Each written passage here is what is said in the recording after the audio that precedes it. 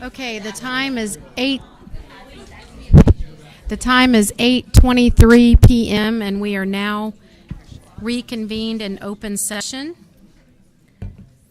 We will now consider action on closed session items. Mr. Burdine. Do you not have it? Okay.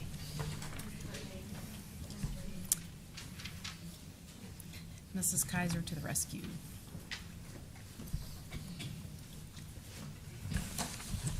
Thank you, Madam President. Sorry about that. I move to propose the termination of the term employment contract of Shannon Gutierrez for good cause and to suspend Shannon Gutierrez without pay and to authorize the superintendent or his designee to notify Shannon Gutierrez of this action in accordance with applicable law and policy. Second. We have a motion by Mr. Burdine and a second by Mr. Rice. Do we have discussion? Hearing none, please vote by a show of hands. All in favor? Motion passes unanimously. All right, next up on the agenda are our two action items this evening, but before we have action, I'm going to open the floor for public comment related to the action items. Is there any public comment or audience comment related to the action items on the agenda this evening? Okay, hearing none, we will move on to action items. First up is to consider approval of the missed instructional day waivers. May I have a motion? Madam President, I move to approve action item 7A1 as presented. Second. We have a motion by Mr. Rice and a second by Mr. George. Do we have discussion? Hearing none. All in favor? Okay, Mrs. James, you have discussion. Well, I only want to say I had asked a question. I sent a question in about this because I wanted to understand what that meant for us to have the waivers. And it was my understanding that it meant that the district would receive the funding revenue from the state in other words, be made whole in terms of revenue, and I just want to be sure that that's correct. Yeah, yes, ma'am. So the overall funding that we have is going to depend on our enrollment when it all comes down to it. But what the waiver gives us, it gives us the ability to not have to adjust our schedule or not have to, in terms of calendar days or adding time, not just in days, or adding time to the end of the days during our regular schedule or during our bell schedule. If we didn't do that, let's say we didn't have the waiver and we didn't make any changes, well, then we could lose potentially revenue associated with each one of those days. But because we have the waiver, we don't have to we don't have to go through that process. But in the end, our revenue will end up being based on our ADA and our enrollment. Okay, I just didn't know if it was a certain, they gave you the waiver, but then only granted you a certain percentage of what they normally would send or something like that. No, it's 100%. Okay. It's 100%. So thank you very much for that answer. And I guess the other comment that I would just want to make, and hopefully this is an okay time to make it, is that I was tremendously impressed with our district leadership. And Dr. Dupree, you leading the charge in this, but really all of you, so many of you that were out at shelters, just in the community working. I know several of the trustees were out volunteering, working, cleaning up people's houses in our community. It really was a remarkable effort, and it was that in and of itself was remarkable. But the other piece of it, Dr. Dupree, that particularly was, I thought, amazing and terrific, and I've had many people comment on it, is the communication that went on so that people knew what was going on in the community. And to the best of your ability, you were communicating with us, which was great, but you were also communicating with all the employees and the staff and the community as a whole. So people, and how I knew that the message was getting out is that people would say to me, oh, so I understand we have a shelter opening tomorrow at Marshall or the next day at Kempner. What do you need? Or things like, I understand that there's damage, there's flood damage in the schools, and there's 2 or 3 that might not be able to open. You know, what do you need? So specific information was getting out. So I just wanted to comment that the communication about the facts and kind of in real time was really remarkable, and I'm very glad that the commissioner is allowing these waivers, because we had a major situation in our region and certainly in our county, and I think we can be very proud about how we handled it, and I appreciate your leadership, Dr. Dupree. Mr. George, will you please turn your mic on? I just Mr. wanted George. to add something to Ms. James just said. Just one example. On 31st Thursday, the Islamic Society of Houston contacted me saying that they cannot, Friday, they cannot pray at their mosque. It is being flooded, some problem. So 5 o'clock or something, I contacted Dr. Dupree and for next day. And the next day, Dallas High School was fully prepared. I think, 4,000 people or something prayed there. And they're so excited about being so, in a limited time, everybody was out, but still we were able to accommodate that. And so they were so excited. The whole community is so excited about that special accommodation. I just wanted to appreciate you and also Corey Stewart, the assistant principal at Dallas High School, tirelessly worked to make that happen. So just one example of accommodating our community's real need, and so I thought it is worth sharing. Thank you. Thank you, Mr. George. Thank you both for those comments. Do we have additional questions or comments from the trustees? Okay, hearing none, please vote by a show of hands. All in favor?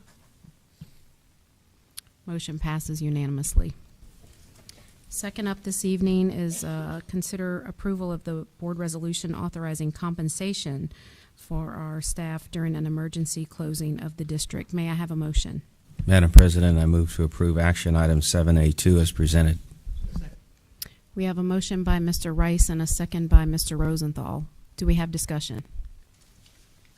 Can we just get a brief explanation of what Yes, ma'am. you're asking? So there's 3 components of the resolution. The first one is enabling the superintendent and the district to pay all employees for the 10 days that we were closed. The prior authorization was only for 5 days, so we needed to have an action item to extend for that amount of time. In addition to that, you have many employees who worked in emergency-related services, non-exempt employees in emergency-related services, and so we need to be able. We want to be able to pay them at time and a half, even for the hours that were not past 40 hours. For example, there's many that work more than 40 hours, but for those that didn't, we wanted to make sure that we were doing that 1.5. Then you have another group of employees, the campus-based employees. We didn't ask the teachers to come until today. Other employees, many employees for the campus, were asked to come in terms of administrative, but to support them, we had non-administrative employees that came last Wednesday, Thursday, and Friday. Maybe some just Thursday and Friday, but for up to 3 of those days, what we're asking for is that for those non-exempt staff, in the spirit of the DEA, we want to be able to give them an additional 0.5 hours, half an hour for every hour worked in terms of comp time. So if they worked 8 hours each day, if they had 24 hours, then they would have a maximum of 12 hours of comp time that they would get. And so that would be in addition to their regular pay. That's if they worked those hours. Some of those non-exempt staff did show up, some didn't. But for those that did show up, they would get that comp time. So. Thank you very much, and I want to say specifically thank you to you guys for bringing this to us and for taking care of our employees. I know that's something that's very important to the board, and we appreciate you guys working on that and offering that comp time. I think that's going to go a long way. Do we have any other discussion, questions, or comments? Mr. George, I need you to turn your mic on.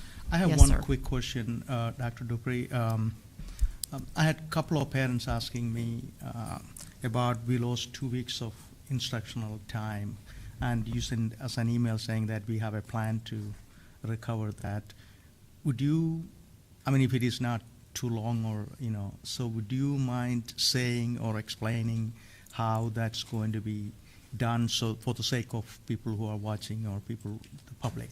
Yes. Effectively, what has happened is, you know, we've talked to the board several times about the new curriculum. We discussed it earlier this evening. And so we want the parents to understand as well that by adopting the new curriculum this year, it's written in a new way. And the curriculum includes space that's allowed for teachers to reteach, what we call re-engagement time, the students on material, so they can teach it, and then they get a chance for kids to determine did they master it or not, and if not, they can go back and revisit it. So there's space in the curriculum for that. So we've lost effectively 10 or 11 days of instruction at this point, but our curriculum team worked many, many hours last week to redo the entire curriculum for the whole year, to use some of that re-engagement time to make it more instructional time. We still have re-engagement time, just less of it for this 1 year to allow us to still keep the same schedule. The other really important thing is we're starting at the very beginning of the school year. Again, we've asked all teachers to act as if tomorrow is day one. So even though we had 3 days of instruction, tomorrow was day one for all students, because we know students have now been out for 2 weeks. Everybody's going to be coming back, and many students are going to be coming to the classroom for the first time. So those are some of the key things. There's a few other smaller things, but those are the most important things that I think we would want parents to know, that we're not simply writing off days. We're still using the time we have available to make sure every student gets access to the full curriculum for the year. That's very helpful. Thank you. Appreciate it. Thank you, Mr. George and Dr. Dupree. Any other questions from the trustees? Hearing none, please vote. All in favor by show of hands. Motion passes unanimously. All right, moving on to our review. We will start with a proposed nomination of a trustee to receive the TASB Advocacy Stipend this year. For the NSBA, for the Advocacy Institute. This year, they are asking us to submit, as a board, a nominee to receive the stipend. It's a little bit different than how they've done it in the past. And Jane has put together a table for us that shows what each board member has done as it pertains to the criteria that they want us to consider. I would like to start by asking who of the trustees, who plans to attend the Advocacy Institute this year? Grail, I will be attending. Jim, KP, anyone else? I may or may not go. I don't know yet. So, okay, so we have 3 trustees who are planning to attend. Mr. Rice, did you have a comment? Go ahead. Well, I was just going to say it's important to attend, and I will be attending as an officer of TASB, so they will be covering my expenses in that regard. Mrs. James, do you have a question? Well, I was only going to suggest that we nominate Jim, so I guess we don't need to, because Okay, so we have Mrs. James and Mr. George who will be attending. We have the table in front of us. Go ahead, Mrs. James. Do you have something else? well, nothing, but maybe we could suggest that we nominate Mr. George. I don't know. Oh, jeez. I guess we better stay out of it, KP. I was just going to suggest that we nominate Mr. George. I was the winner of the recipient of the stipend last year, and so maybe this would be a time for Mr. George to attend. I think Ms. Helliger. I'm going to make a nomination. Go ahead. I nominate Mr. George will receive this year's stipend for TASB advocacy. Okay, so we'll, Yes, if so everyone's in seconds. agreement, then we'll have that added in for action at our board meeting. Okay, thank you very much. All right, next up, we have review of the minutes from previous meetings. Does anybody have any questions or comments about the minutes?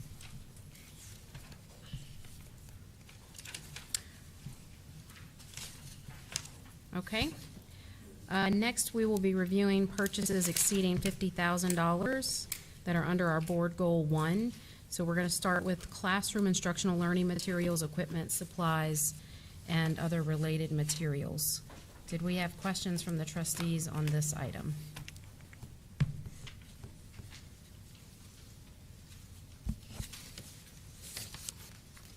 Okay. Next up, we're going to review our proposed revisions to EIE local board policy on academic achievement, retention, and promotion. Did we have a presentation on this one? I think I just wanted to, very short, kind of give you all some context for the revisions.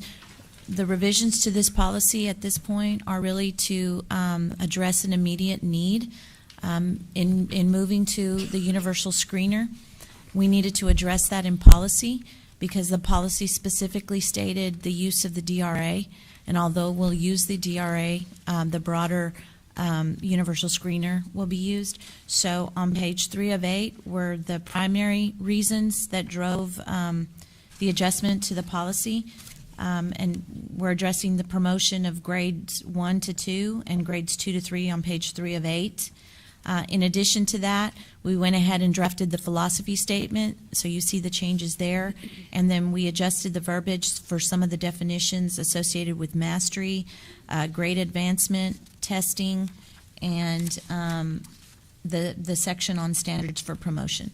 So very limited adjustment to this policy, and then we'll go through a more comprehensive review of the e-policy series with the shifts in curriculum and the shifts in the assessment and so forth. We'll need to go back and take a look at the e-policy series. That'll come at a later date. Thank you, Ms. Saavedra. Mrs. James. A couple of things on this. So first of all, the change, thank you for explaining that. The change on page 3, I think, is actually a typo. It should be, instead of the word "the" state reading diagnostic instrument, I think we talked about changing it to "a" state required reading diagnostic instrument. So that was in the version that's in the board book, but it got edited out of this one. And then, I don't understand that. A standard. well, okay, it should read, the student meets the standard on a state-required reading diagnostic instrument. Because what I learned is that correct me if I'm wrong, there's a list of them, and we could use any of them, not just a particular identified one. And in the past, we had identified the specific one we were going to use, and now we're not. And then the other thing that Dave and I are at the policy committee that we discussed is the concept of the purpose of this, I guess, policy is about promotion and retention, but it brings up the concept of mastery. And Dave and I are pretty uncomfortable with the concept that 75% is saying somebody's 70%. mastered something. So 70%. 70%. So anyway, we feel like when we come back to this policy, we'd like to address that and maybe separate the two ideas of promotion and the bar for promotion versus the term mastery, which is what we're going for. So that was just one of the things that came up in this. Yeah, that's something that, there was a discussion in here about 4 years ago, probably maybe right before or right when you got here with people who formerly sat and held your seat there. And it went round and round and round because I don't believe that barely passing is mastery of a subject. So, and I'm pretty sure most people would probably agree with that. So it would be nice if we can, since this is policy and it's our expectations, if, you know, when this gets revisited in the coming months, if we can at least kind of hash that out and see if we can't come up with something better. So. Thank you, Mr. Rosenthal. Do we have other questions on this policy? Thank you both for your work on this. We appreciate it. All right, next up, are proposed purchases exceeding $50,000 under Board Goal 2, and that is the College Board PSAT NMSQT Early Participation Program Agreement. Do we have questions on this item? Ms. Helliger, you're not on. Okay, so I'm just going to I make this statement every year. So I just want to make sure that I reiterate it, just make sure that our students that have special needs, that they get the proper accommodations for the PSAT testing. Thank you, Ms. Helliger. Sorry. No, it's... Okay, any other questions on this item? I'll say something. Okay, Mrs. James. I know, I'm sorry. It's okay. It's in my DNA or something. I would only like to say I really like that we're doing this, and I think one of the reasons that, or one of the benefits we've had from this, allowing so many kids access to the PSAT and the whatever it's called, the 9th grade, 8th and 9th grade one, is we've been able to identify kids to take more rigorous coursework in high school, and we've seen how they have thrived in that, and we've had so many more kids taking AP classes and passing AP tests, and a whole variety of kids who never would have done it before. So I think that's been a real tangible benefit from this program, and I would also like to see it be built into and discussed as part of our ongoing assessment and accountability plan that we're talking about, because I think it gives some good data, and you know, it's norm reference. So that's my comments. Thank you, Mrs. James. Any other questions or comments? Okay, next up, we're going to review some proposed agreements and MOUs. First up will be between Fort Bend ISD and the City of Houston's See to Succeed Kids Vision Program, where they will be providing vision services at no cost to Fort Bend ISD students at certain campuses. I think there are Title I campuses. Do we have questions or comments from the trustees on this item? I think it's great. I'm glad that they're doing this. So, okay, next up is a revised interlocal agreement between Fort Bend County, Fort Bend ISD, Fort Bend County Juvenile Board for the 17-18 school year on our Saved by the Bell program. Do we have questions or comments on this item? Mr. Rice? Yes, my only question is, does this program continue to be useful and advantageous to Fort Bend ISD? It has been, Mr. Rice, but one of the things that we are going to do for the 17-18 school year is that the Department of Student Affairs is we're going to study the true impact that it has. So we're going to develop a system through that department so we can monitor all year long, and we can give you a true indication of what success looks like. Thank you. Sir. Thank you, Dr. Rodriguez. Thank you, Mr. Rice. Any other questions? Okay, next up is a renewal of an agreement and partnership between Fort Bend ISD and the Synacor Foundation. Do we have any questions or comments on this item? Okay, and next up is an interlocal agreement with the Spark Park School Program for construction of a Spark Park at Mission West Elementary School. Do we have questions on this item? I think it's great that we're getting into the Spark Park. This will be our second one, is that right? I think it's great that they're doing it, and we appreciate the donations and the fact that they're working with some of our schools, saving them some money to get a track and Spark Park out there. I think that's good. Okay, donations exceeding $10,000. The Fort Bend Education Foundation donated $10,000 to cover expenses related to new teacher orientation in 2017-18. Do we have questions on this item? No, but that's awesome. Was that the gift cards that they gave? No, they underwrite part of the actual PD. Okay. Well, it was great this year, so. All right, next up, we're gonna, some more proposed purchases exceeding $50,000. So again, this item relates to the Mission West Elementary Spark Park. Do we have questions on this item? All right, next up are our purchase of pianos and related items. Mrs. James. All right, well, I sent a question in about this to understand better what the funding plan was for it. I'm a proponent of music, and I'm certainly a proponent of pianos in schools, and so I don't want anybody to think that that's my problem. I am more concerned, though, about funding and making sure we have room in our budget for ongoing maintenance and operation of these of the pianos and appropriate replacement cycle. So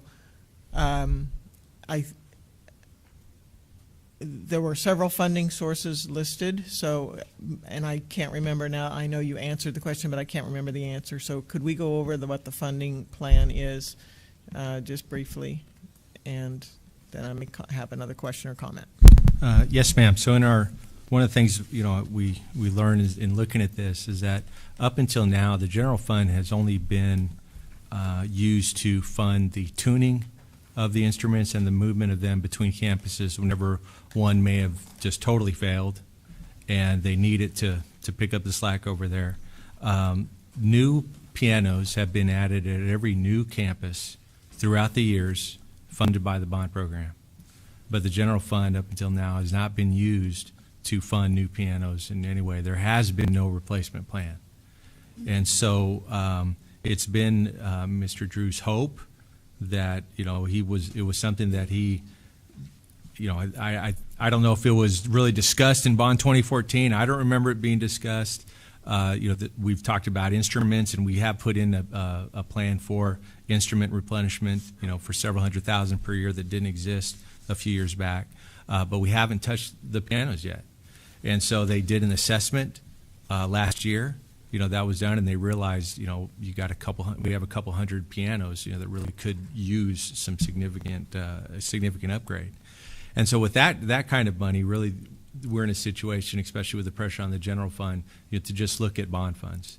And so we're, you know, Bond 2018 is the next fund. I mean, is the next bond. There's no, you know, guarantee that we're even going to do that. I mean, I'm hopeful that we are, given some of our enrollment concerns and growth and some of the other facility needs that we're discovering, especially through the storms and everything. And so hopefully we'll be able to include an item like this along with some other, you know, enhancements to, you know, fine arts and athletics. And so that's really how this is written. The way that this agenda item is set up, though, we will still have to. This is a 1 year agreement, and so we will still have to come back to the board next fall to have approval again before we actually spend Bond 2018 money. But we just wanted you to see the whole plan in terms of what the scope could be of a potential agreement with Steinway. Okay, so what would happen in 17-18 is that, you know, we know that we're going to have to replace the pianos at Willowridge, that you know, from the mold and whatever else. And there's, I mean, we're talking several pianos. We're also going to have to buy the pianos for. Okay, we're going to have to buy the pianos for Thornton Middle School this year. So for the first time, we're in a situation that the purchase of pianos in a year's time, in a 12-month time, is going to be over $50,000. Okay, this is the first time this is happening, so that's why, you know, we're bringing the agenda item. You know, the prior pianos for the new elementaries, while there were 3, still you don't have that many pianos at a given elementary. You know, that was able to be done within that threshold before board approval. Now we're looking at, you know, the future and what's needed. And so when we look at both Thornton, that'll be a 2007 bond project. You know, it is. That one is from Middle School 15, 2007 bond project. The pianos for Willowridge will look to the general maintenance fund. Okay, the main work that'll be done at Willowridge to fund the renovation of that property, you know, because of the mold, I mean, we're going to hopefully look to bond 2014 contingency because that fits within the bond resolution that was passed. But things like for FF&E and furniture and pianos aren't in that.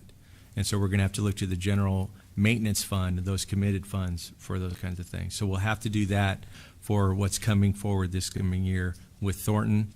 Those will be 2007 funds. And then the general fund contingency, the maintenance fund, excuse me, that'll be what we use for the pianos at Willowridge. If there's something else that happens besides those, hopefully Jim has enough monies in his budget. If we had, several others that failed before we'd be able to do a comprehensive look or implement a comprehensive plan, hopefully we'd be able to squeeze a little bit out of the general fund to, on a fix on failure, which has basically been what the district's been doing for a number of years. It's a long response, but I hope that touched on. Okay, but that was good, and actually, you talked about funds that aren't listed here in this item, so I'm going to need to put, but maybe they're in that table, and I maybe need to look at. They're in that table, but at the end on the budget sources, they're not all there. But anyway, I'll take a look at that. I guess my two comments, would be, number one, I think it would be worth, just as we've done with the rest of the musical instruments, trying to figure out how we can have a regular operating plan for repair and replacement of the pianos in over their lifespan, which I think in some of the literature you sent us was 10 to 15 years or something like that. So I think that should be part of the musical instrument replacement cycle plan, it seems to me. And then my second comment would be, I understand that we're in a situation now where we have a lot of pianos to replace all at once, and I have to get used to the idea that we would use bond funds to fund that, knowing that their lifespan is in the 10 to 15 year range. And that's, I guess, a conversation we'll have to have as we get closer to planning for that, but I guess that would be my initial reaction. I understand, but we are going to adjust based on the response that we gave you today. We are going to be adjusting that budget source amount before our meeting next time. Thank you, Mr. Bassett. Do we have any other questions from the trustees? Okay, next item up is an affiliation agreement to designate Fort Bend ISD and ISU, which stands for, thank you, Indiana State University. They're Hoosiers, right? To be a DAT program clinical site so that our athletic trainer may complete clinical internship hours in Fort Bend ISD. Do we have questions on this item? Okay, next up is our 2007 and 2014 bond program items. First is a proposed amendment to the approved project budget for the construction of Patterson Elementary. Do we have questions on this item? Mr. Rice. Mr. Prez, is this money coming from the program budget for James Patterson or from the overall bond program? This would be coming from the overall bond program contingency. Okay, and it's to make up a deficiency in that budget? Yes, sir. We, within our contingency, we were hit with a large mud fee that consumed quite a bit. It was in the to the tune of $752,000. And who is the attorney for the mud? I do not know, sir. I'd have to get back with you. I know this happened to us at some other school districts, and I just wonder if it's the same one. I can find out and get back to you. All right. All right, thank you. Thank you, Mr. Rice. All right, next up is proposed use of 2014 bond program contingency. This item. Do we have questions about this item?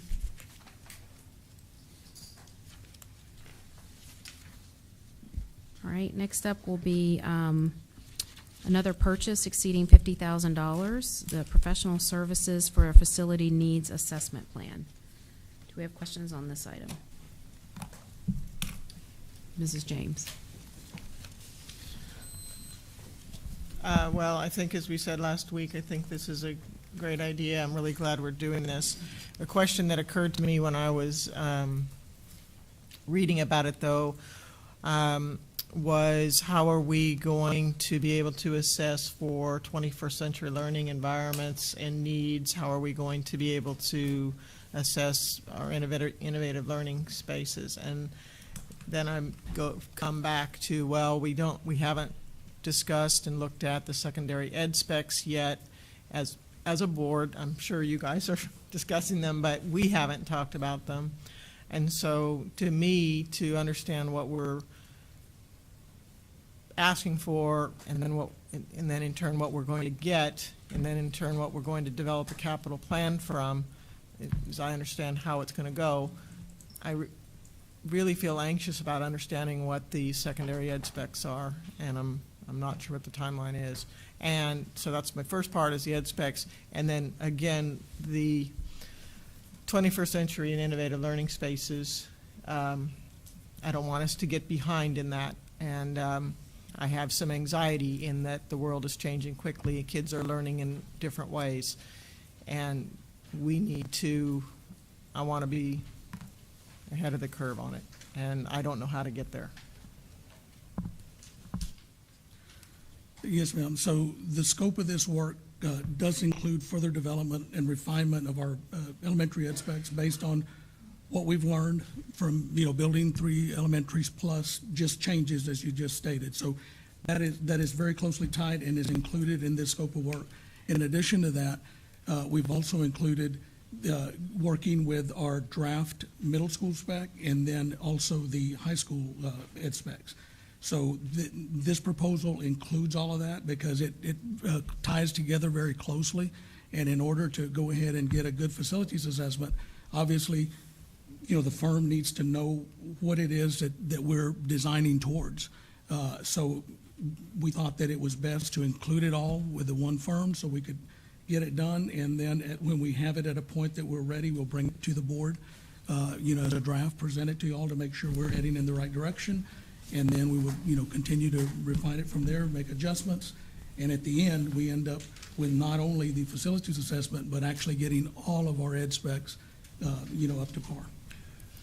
If you don't mind, Mrs. James, I would interject. Oscar, I think one thing that I think would help the board feel comfortable is maybe as we prepare for next week's meeting, as they consider this, we probably need to provide them the timeline that shows when they would actually approve the ed specs, because I think the board does need to consider and approve the ed specs before the full assessment is completed, so that PBK would not be wasting their time toward if in case it changes anymore. So I think if we could show the timeline for the ed specs and then the subsequent work, that would probably be something to give them this week that would help, I think, help allay the concern about this.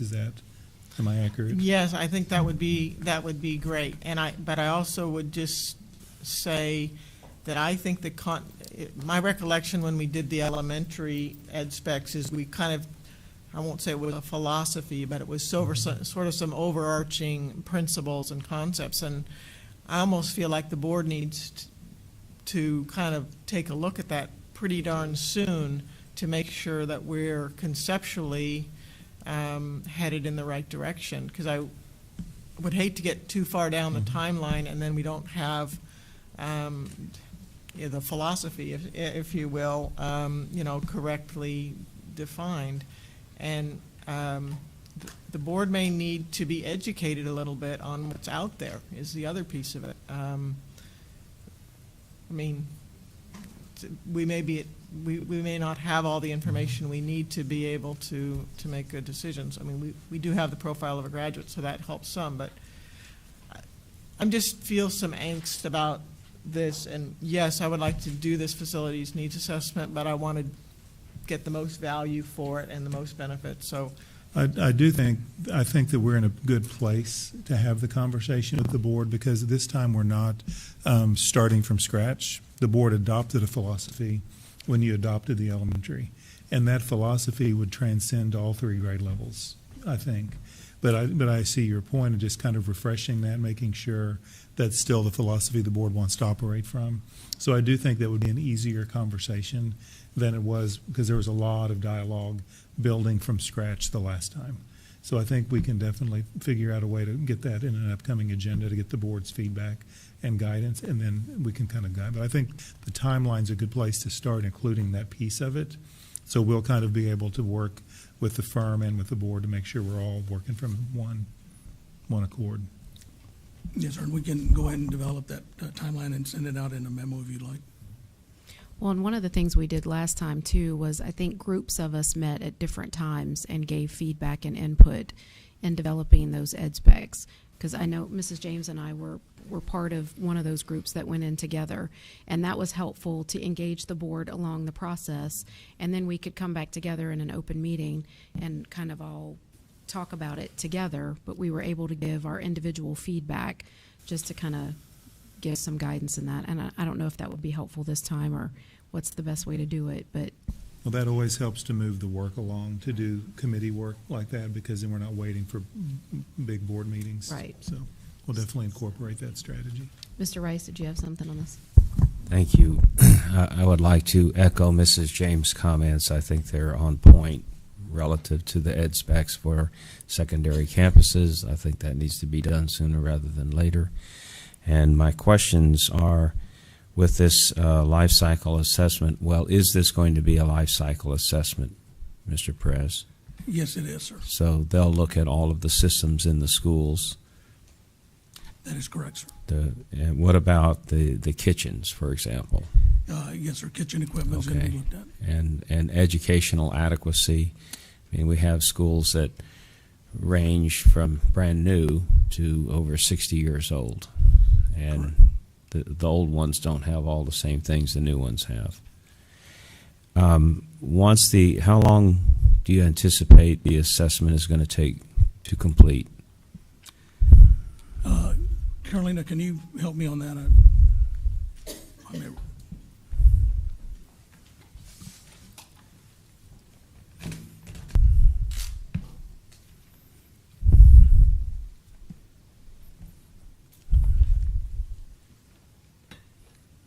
All right, so on the assessment, the timeline we're looking at is 6 months. We expect to have this completed by the end of March. And so as we work through the, in parallel, we're going to be teams that will be deploying to the district.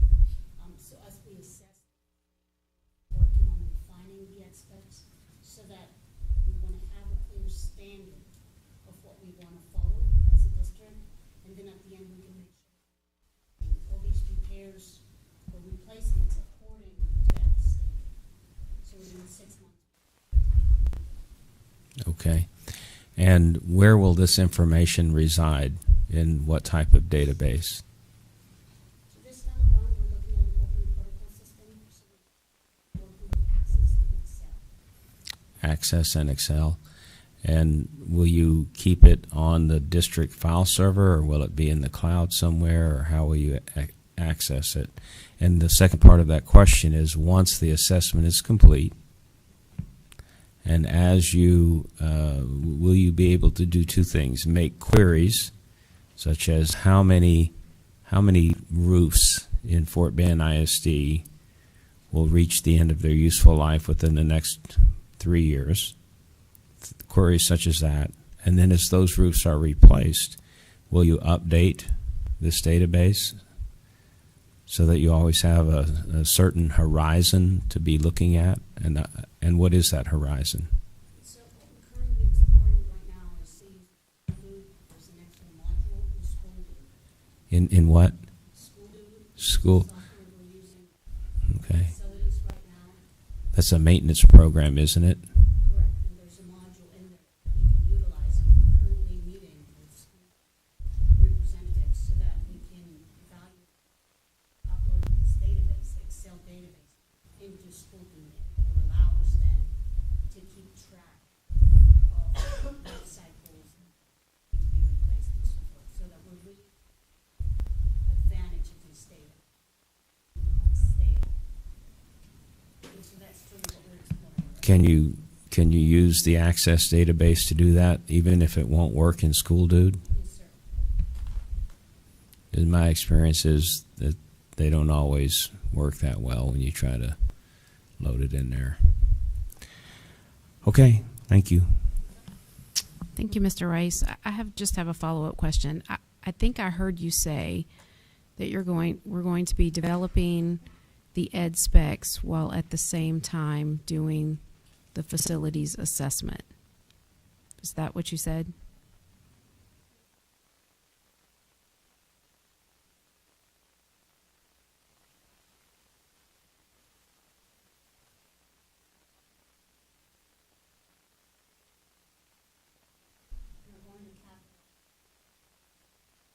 We're going to refine that. Elementary specs.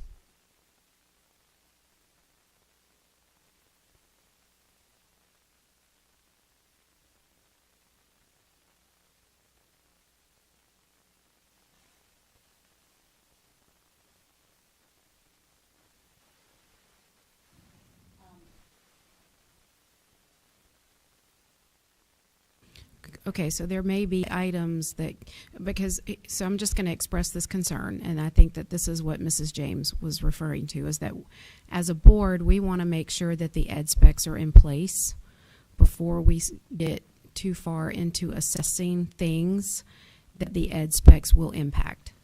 But I think what I hear you saying, and please correct me if I'm wrong, is that there are things that can be assessed that the ed specs will not impact.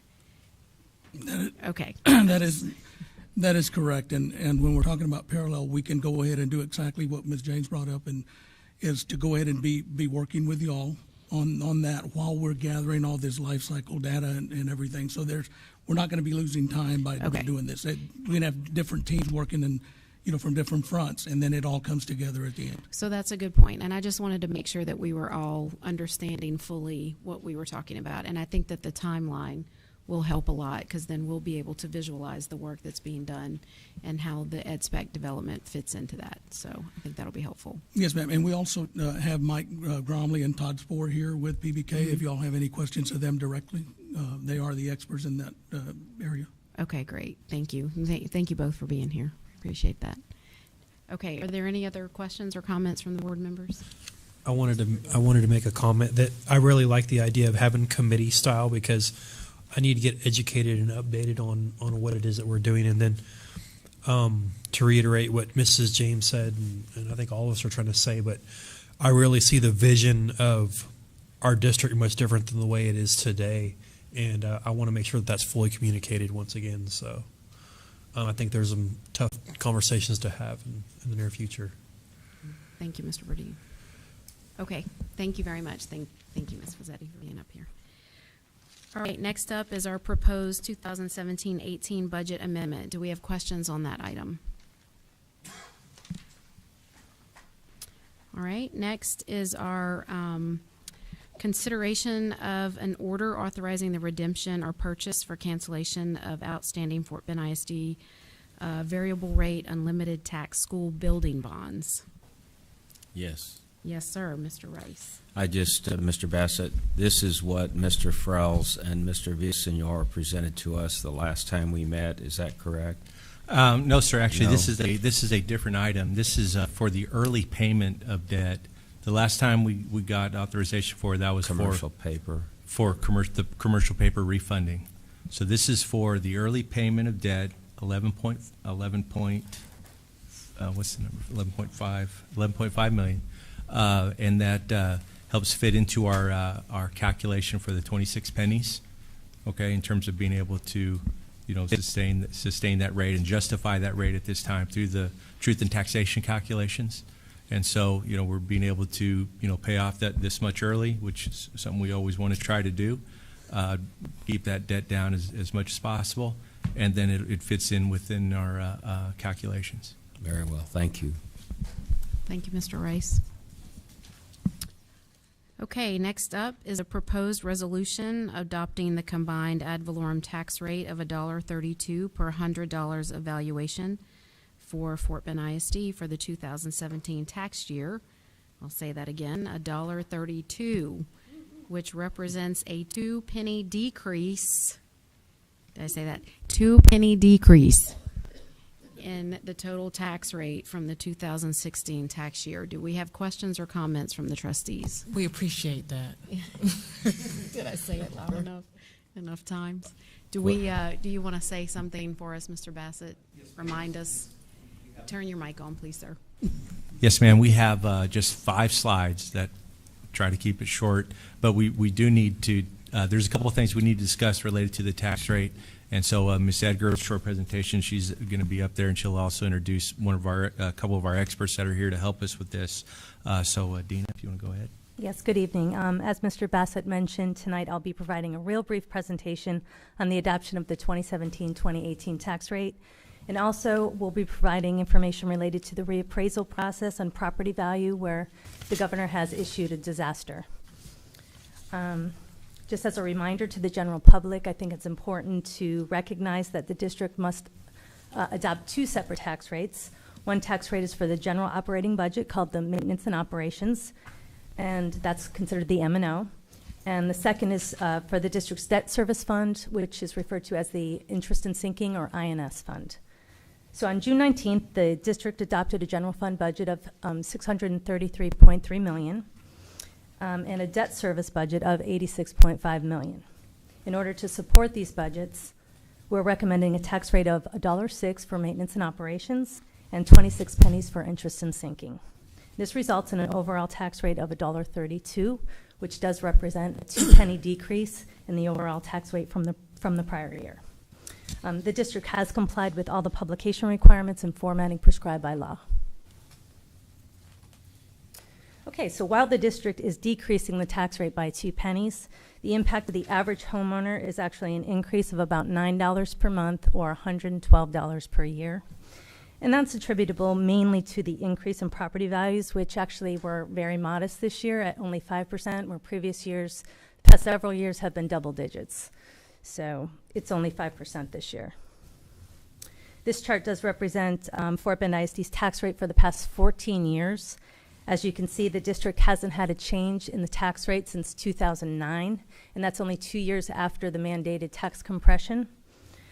So now 9 years later, the district is able to offer a 2-penny tax reduction to our tax base. And again, this is largely attributable to property value growth, both new and existing property value, and also our highly active debt service management program.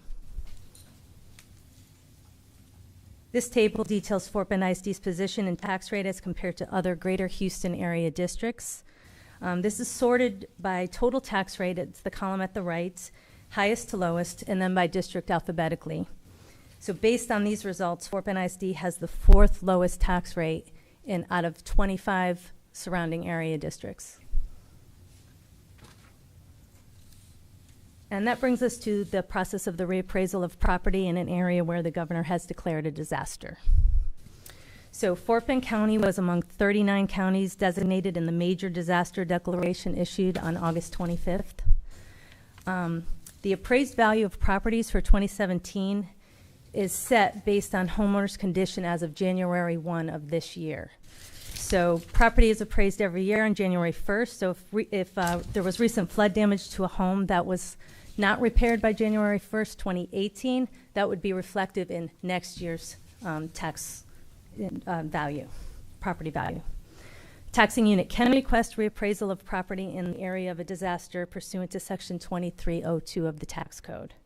So I called the chief appraiser, Glenn Whitehead, at the Central Appraisal District, and I wanted to get a better understanding of what this process would look like if we were to pursue it. And he had indicated to me that in all of his 36-year career, he has rarely seen this done. He said that even in 2011, when the Bastrop wildfires broke loose, Bastrop did not even request a reappraisal of their property, and that happened over Labor Day, so very similar time frame. He said that with it being so late in the tax year, it really provides a minimum benefit to the taxpayer, but it does come at a very large price tag to the district. So his recommendation was that we do not pursue this. That being said, I'm going to walk you through what the process would look like if we did decide to pursue something like this. So it would require board authorization, and the district would be responsible for both the cost of the reappraisal and the cost of sending out new tax bills.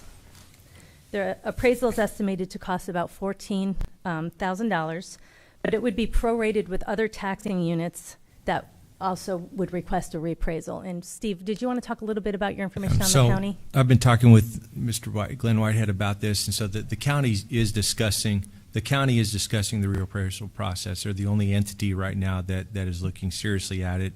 I think they'll make a final decision tomorrow. I asked Glenn which way he thinks this will go. He doesn't really know. But the one thing that he did say that would be very different from us is that while there are some widespread sections of the county that has some significant losses, if the county does go through the reappraisal process, it's their intention to offset that revenue loss for themselves by increasing their tax rate by half a penny. So they're actually looking at the reappraisal in conjunction with a tax rate increase. So that's really not applicable to our situation, but we'll know more in the next day or two as to what the county is planning on doing.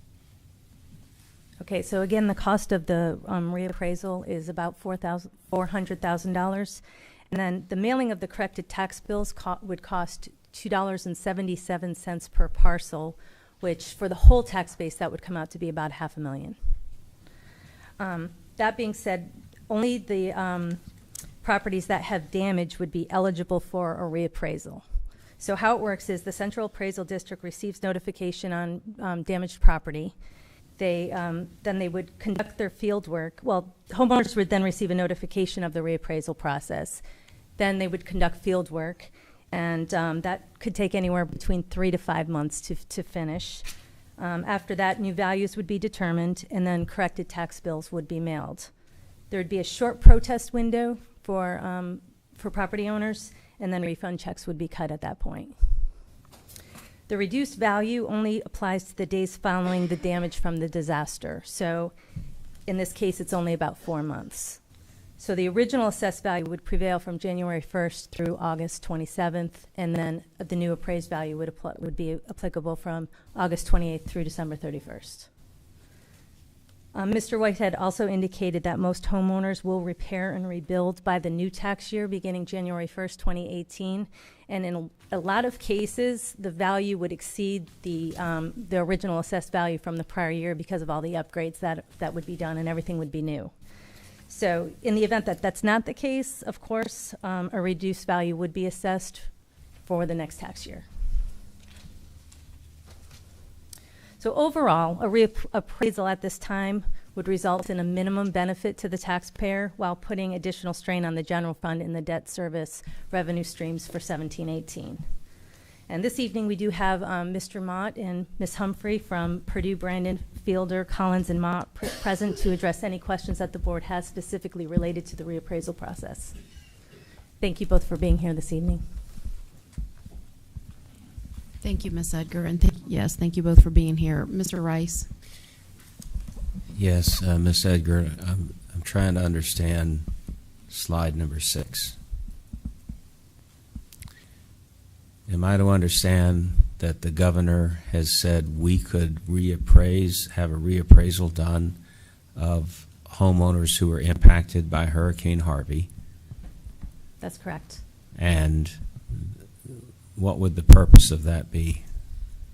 So what would happen is it would reduce the value for just those 4 months, and then we would come out and reappraise again January 1 of 18, and then that value most likely will go right back up. Because it's only a 4-month window, it really has a minimal impact to the taxpayer, but we would be responsible for carrying all of the costs associated with a reappraisal in the district. Okay. So the reappraisal would cost $400,000, and mailing out all the tax bills would cost $500,000. Well, I would say up to, because only the properties that were damaged would actually be eligible for reappraisal, and then those would be the properties where the tax bill would go out. We don't have an idea yet from Mr. Whitehead the gravity of the situation as far as the damage assessed. He didn't have that report as of the last time we spoke last week. Okay, let me repeat my question. Okay. Reappraisal will cost $400,000. This slide states it's going to cost us $500,000 to mail out the tax bill. I would add those two together, so almost $1 million for us That's to correct. undertake this effort. Yes. I see. And then that might help a homeowner for 4 months, but then in January, if their homes are repaired, the values go back up. That's correct. Mr. Mott, Okay, did so- you have something to offer? I do, but Sir, if you'll come to the microphone, please, sir. And let's make sure he's on. yeah, I'm not sure that it is. There we go. All right. Thank you. In addition to these costs, you will lose tax revenue via refunds. And the significance of that you don't really know. While for an individual property owner or a homeowner in particular, you face that. There's another concern here I'd like to express that I haven't heard. This reopens the appeals process. This is not just, and it cannot just be restricted, for example, to the poor homeowners who have suffered the losses, but it will also affect, of course, business owners and those who have suffered damage, which brings in the tax agents for another round of, no, you didn't cut it enough, a handful of other lawsuits. I just want you to understand this is not a full statement of the costs that will flow through to the district in order to reduce the amount of funds available to educate your children. Okay? Okay. Thank you. Thank you. Yeah, I was confused too, so I appreciate your questions, Mr. Rice. So let me just ask a clarifying question before I see who else might have questions. Am I to understand that the reason we might go through this process would be to help the homeowner, the taxpayer, potentially to help the taxpayer? That's correct, yes. Because it's no benefit to Fort Bend ISD. It is So not.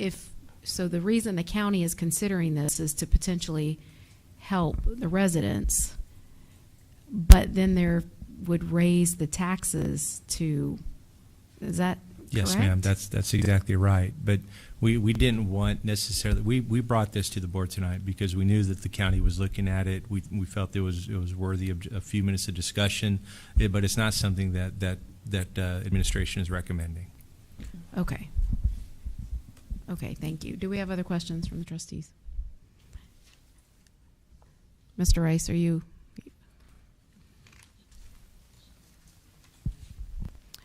Okay, thank you.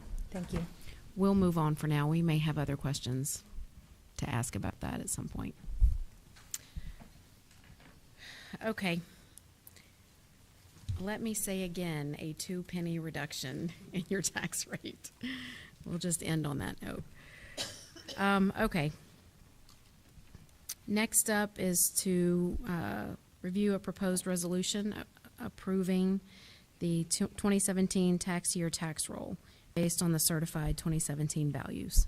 Do we have questions on this item? Mr. Rice. Mr. Bassett, so even though, well, for the past 3 years, we've had double-digit increases in the CAT appraisal values, correct? Yes, sir. And this year, the Texas legislature has based its funding for school districts across the state on 7% increases. That was the comptroller estimate, that's correct. Mm-hmm. And yet, in Fort Bend County, suddenly, our tax, our appraised value have increased 5%, 2% under what the state's basing their funding estimates on. Okay, so with our 2-cent decrease, and just to piggyback onto what Mrs. Tasson said, we found a way, excuse me, to increase our revenue by $11 million locally, $7 million from the state. The state still has a smaller burden, $18 million a year. of sustainable revenue and lower the tax rate 2 cents. Yeah, you're 100% correct, except those two numbers need to be flipped. So, So it's the state 7%. is- The state is 11. And we're 7. Yes, ma'am. Yes, sir. Okay. I'm not sure. I'm not sure anybody could find a problem with that except the Texas legislature. Thank you. Thank you, Mr. Rice. Do we have any other questions or comments? All right, next up is to review proposed uncollectible property tax accounts and removal from the district's tax rolls. Do we have questions on this item?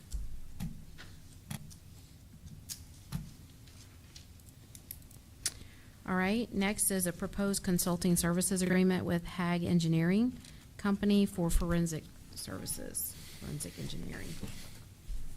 Mrs. James. I had a question, but I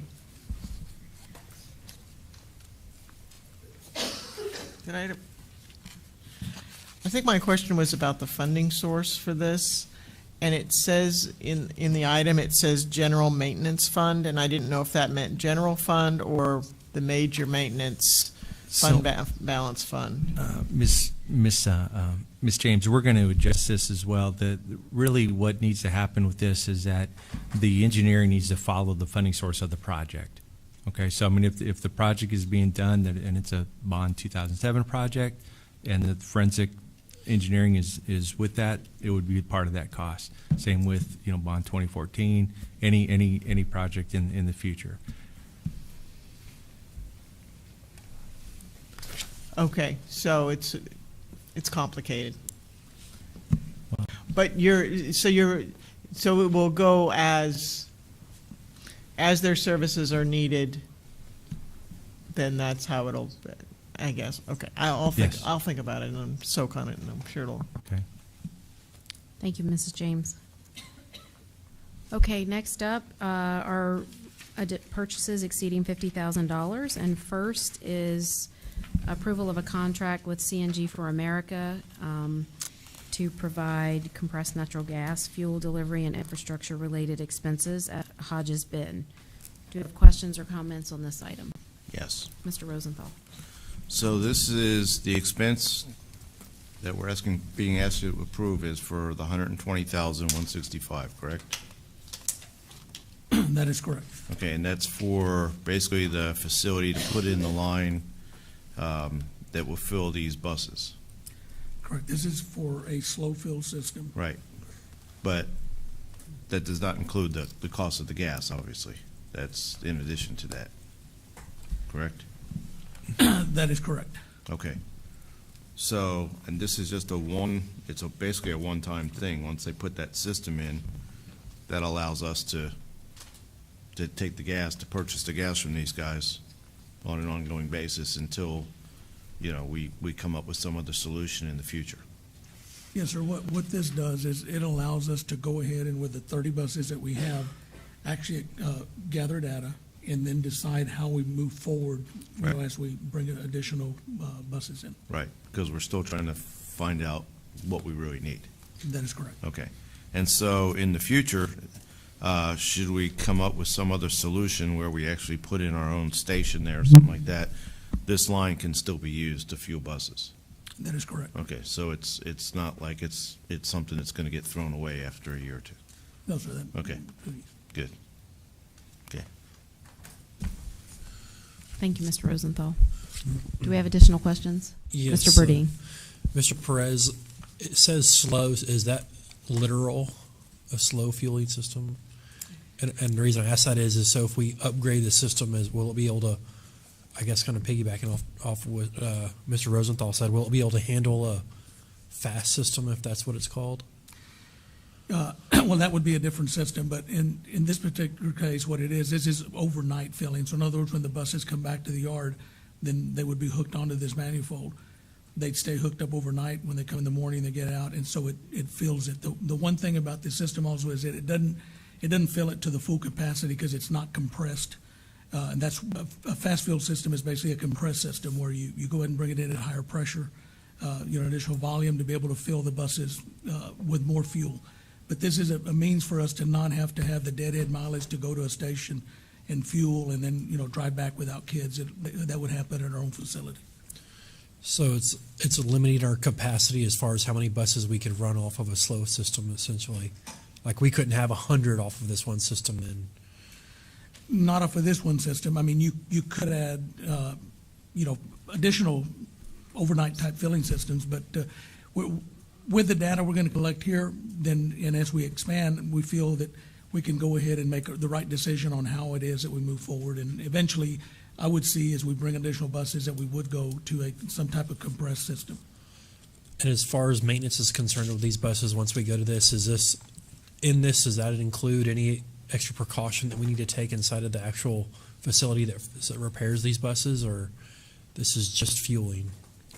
This right here is just fueling, but there, within our repair facility that we have presently, we are going to have to make some adjustments, but that's not included in this, based on, when you bring a bus in one of those facilities, you have to have different evacuation systems as far as making sure you can get gas out of the bays and all, so that would be something that we would come back at a later time to the board. Does CNG for America, do they help us consult in regards to what we need in our facilities to fix the buses, or is something we need to hire on our own? Or Well, they bring a lot of expertise that we would want to tap into. Thank you, I appreciate it. Thank you, Mr. Burdine. Thank you, Mr. Perez. All right, next up, administration is seeking approval of the Child Nutrition Department's ice cream bid and authorization for the superintendent to negotiate and execute the contract, and maybe taste test. I don't know. Do you have questions? Board samples of the ice cream?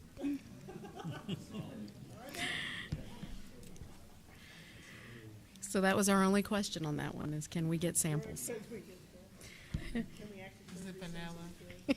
Is it chocolate? I don't know. All right, next up is purchase of Skyward Inc. License and maintenance contract. Do we have questions on Skyward? All right, and finally is Microsoft Premier Support Services purchasing. Do we have questions on this one? Ms.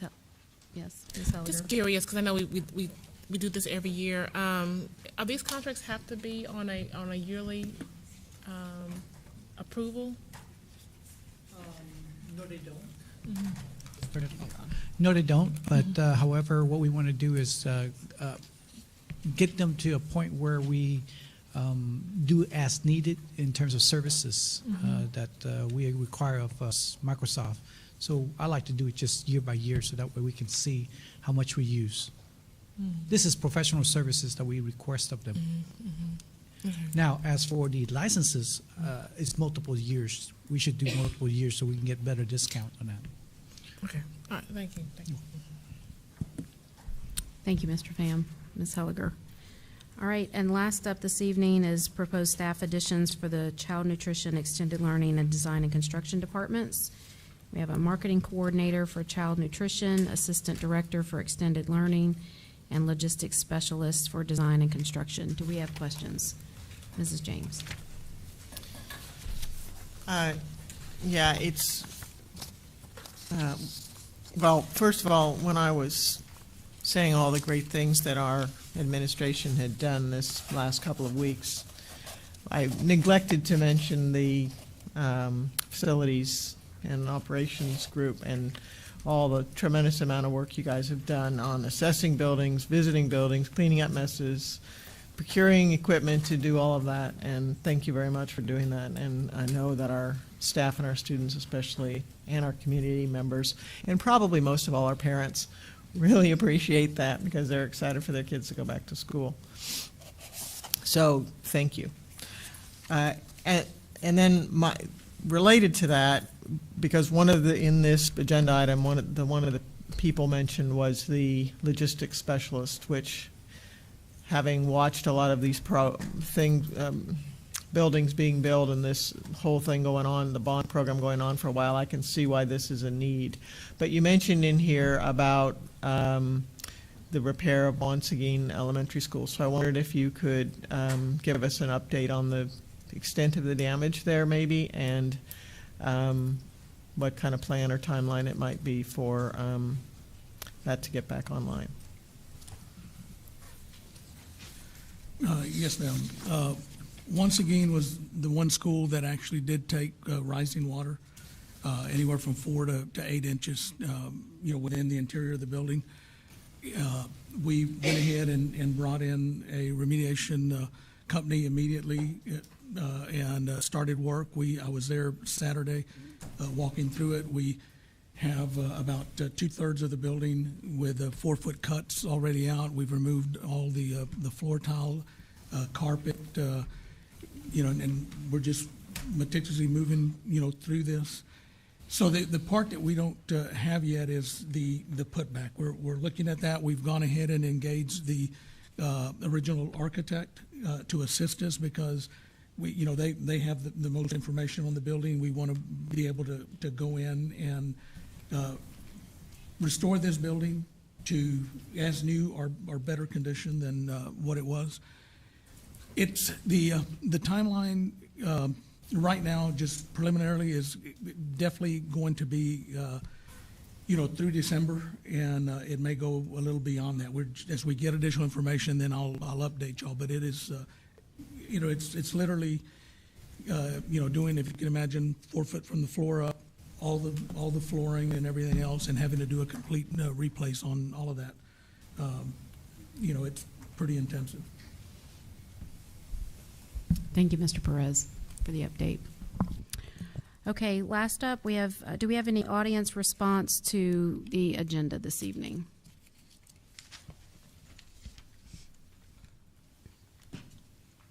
Okay, I'm going to read this on behalf of Dolores Collins. She was here earlier, but she had to leave.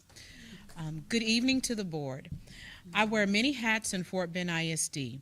Tonight I wear the hat of parent educator for Willow Ridge High School.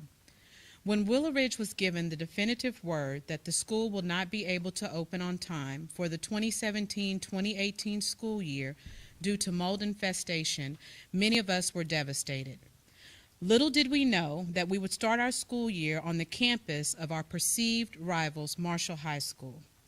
I say perceived because others have hyped that rivalry more than the two schools have, as evidenced by the warm and open reception that we have received from the faculty and staff. So many different people have pitched in to make this all possible. I just want to highlight a few. Number one on the list has to be Dr. Anthony Indelicato, aka Super Soup. This man rolled up his sleeves and pitched in everywhere. He was unloading vehicles, setting up tables, scouting for batteries, and probably would have driven the bus if need be. He topped this off with a truly humanitarian act, volunteering at the shelter at Marshall High School during the evacuation period for Hurricane Harvey. Kudos to you, sir. I have never worked around or with Alfred Holland before. He has really shown strength in the face of adversity by opening up his school to us and sharing his resources. Yet he has always seemed calm and in control. I thank you for your hospitality. The staffs of both schools have had to make some adjustments, and each time that frustration seems to rear its ugly head, the frustrated party seems to remember that everyone is having to make adjustments. The students of both schools have seemed to adjust quite well. There have been no noticeable adversarial incidents between students. The administrative teams from both schools have had to be on their toes, answering questions on the fly, putting out fires, trying to keep staff morale high and students engaged. I want to thank Dr. Charles Dupree for his support and his diligence in seeing that things are done correctly and completely. I thank the members of the school board who came out to show support and members of the administrative team who did the same. Just when we thought that we could breathe a little, here comes Harvey. One of my grandmother's favorite hymns comes to mind, part of which says, "He knows just how much we can bear." Now we are just willing the weeks and months to pass so that we can get back in our building. Thank you. Thank you, Ms. Blackman. I appreciate you reading that for Ms. Collins. I know she wanted to stay and be here this evening and share that with everyone, and so thank you for stepping in for her. I know she appreciates that. Do we have any other comments from the audience?